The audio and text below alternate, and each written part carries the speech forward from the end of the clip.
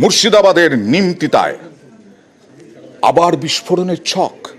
কয়েক বছর আগেই নিমতিতায় বিস্ফোরণ হয়েছিল, যাতে আহত হয়েছিলেন তৃণমূলের বিধায়ক জাকির হোসেন। আর তারপরে আবার বোমা উদ্ধার হলো সেই নিমতিতা স্টেশনের রেল লাইনের পাশ থেকে। বিস্ফোরণের ছক, এক ব্যক্তিকেও দেখা যাচ্ছিল, ক্যামেরায় ধরা পড়েছে। বোমা রাখতে গিয়ে হাতে নাতে পাকড়াও এক। কথা বলবো প্রতিনিধি প্রণব বন্দ্যোপাধ্যায়ের সঙ্গে। প্রণব, ঘুরে ফিরে আসছে তো সেই 2021-এর ভয়াবহ ঘটনা। একদম তাই। দেখো, কিছুক্ষণ আগেই দুই যুবক স্টেশনের ঠিক ঢোকার 500 মিটার আগে দুই যুবককে রেল লাইনের ধারে কিছু একটা জিনিস রাখতে দেখে স্থানীয় মানুষজন, তারা লক্ষ্য করে। তারপরে কিন্তু কাছে গিয়ে লক্ষ্য করে যে সেগুলো বোমা।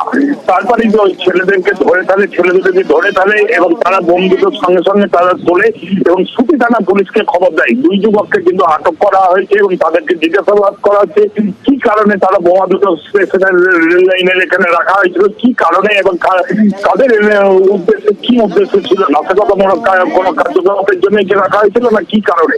এবং আজিমগঞ্জ বারোরা যে প্যাসেঞ্জার ট্রেন, সেটাও প্রায় 40 মিনিটের মতন দাঁড়িয়ে ছিল।